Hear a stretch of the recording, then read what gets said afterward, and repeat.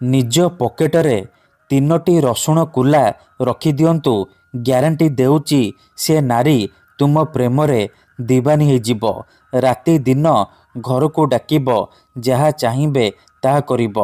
ଆଜ୍ଞା ହଁ, ଯଦି ଆପଣ ଝିଅ ପଟେଇବାକୁ ଚାହୁଁଛନ୍ତି, ସୁନ୍ଦରୀ ବିବାହିତା ନାରୀକୁ ପଟେଇବାକୁ ଚାହୁଁଛନ୍ତି, ତେବେ ଆଜିର ଏହି ଭିଡ଼ିଓଟିକୁ ମୂଳରୁ ଶେଷ ପର୍ଯ୍ୟନ୍ତ ପୁରା ଧ୍ୟାନ ସହିତ ଦେଖନ୍ତୁ।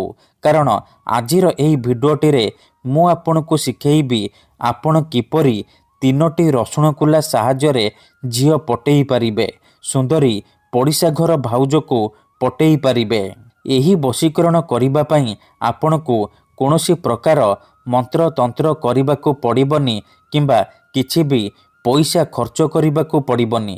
କେବଳ 3ଟି ରସୁଣ କୁଲା ନିଜ ପକେଟରେ ରଖିବାର ଅଛି।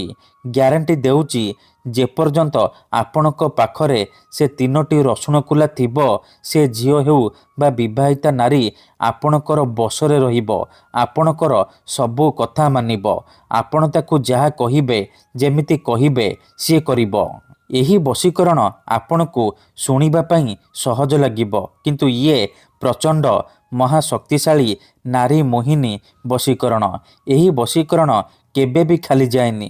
ଯିଏ ବି ଏହି ବଶୀକରଣକୁ କରିଛି 100ରୁ 100% ସଫଳ ହେଇଛି। ତେଣୁ ଯଦି ଆପଣ ଯେତେ ଚେଷ୍ଟା କରି ମଧ୍ୟ ଝିଅ ପଟେଇ ପାରୁନାହାନ୍ତି, ବିବାହିତା ନାରୀକୁ ପଟେଇ ପାରୁନାହାନ୍ତି, ତେବେ ନିଜ ପକେଟରେ 3ଟି ରସୁଣ କୁଲା ରଖିଦିଅନ୍ତୁ।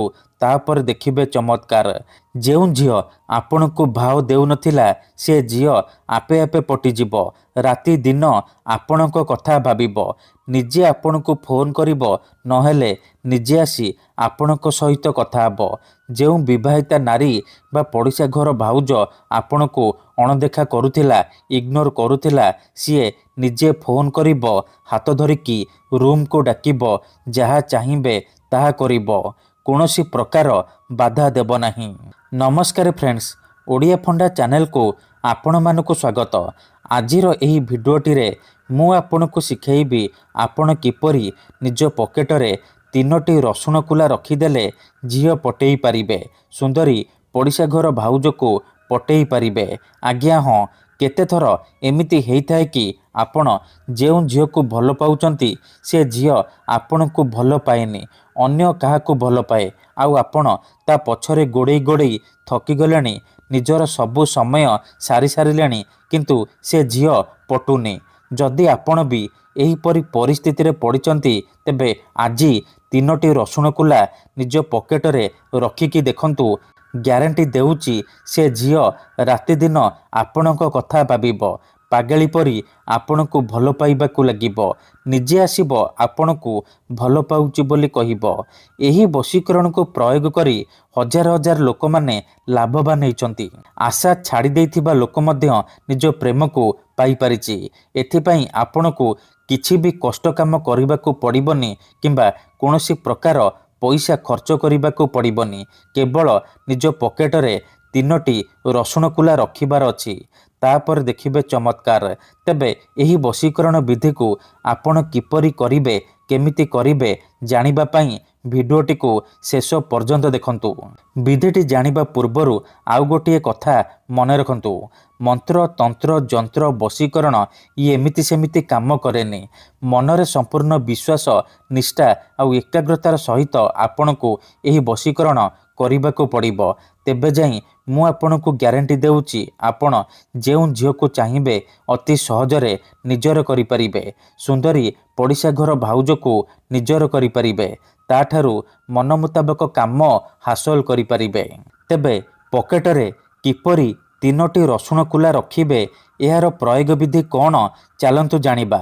ବିଧିଟି ଜାଣିବା ପୂର୍ବରୁ ଯଦି ଆପଣ ଆମ ଚ୍ୟାନେଲକୁ ପ୍ରଥମ ଥର ଆସିଛନ୍ତି, ତେବେ ଦୟାକରି ଚ୍ୟାନେଲକୁ ସବସ୍କ୍ରାଇବ୍ କରି ପାଖରେ ଥିବା ବେଲ୍ ଆଇକନ୍କୁ ମଧ୍ୟ ଦବାଇ ଦିଅନ୍ତୁ, ଯାହାଦ୍ୱାରା ଆମେ ଯେଉଁ ବି ଭିଡ଼ିଓ ଅପଲୋଡ଼ କରିବୁ ସର୍ବପ୍ରଥମେ ଆପଣ ଦେଖିପାରିବେ ଆଉ ତାର ଲାଭ ପାଇପାରିବେ।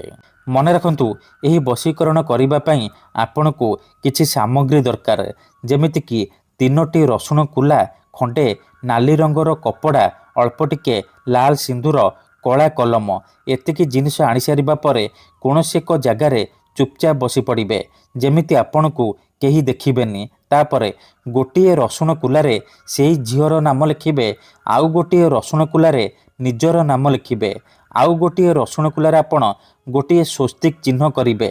ଏତିକି କରିସାରିବା ପରେ ସେ 3ଟି ରସୁଣ କୁଲାକୁ ସେ ନାଲି କପଡ଼ାରେ ରଖିବେ, ଆଉ ତା ଉପରେ ଅଳ୍ପ ଟିକେ ସିନ୍ଦୁର ପକାଇଦେବେ।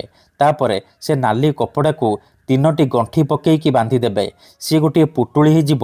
ସେ ପୁଟୁଳିକୁ ଆପଣ ହାତରେ ଧରିକି ଏହି ମନ୍ତ୍ରକୁ 7 ଥର ପଢ଼ିବେ। ଓମ୍ ନମଃ ଭବାନୀ ଆମୁକଂ ଆକର୍ଷଣ କରତି କରତି। ଆମୁକଂ ଜାଗାରେ ଆପଣ ସେଇ ଝିଅ ବା ସ୍ତ୍ରୀର ନାମ କହିବେ ଯାହାକୁ ଆପଣ ପଟେଇବାକୁ ଚାହୁଁଛନ୍ତି।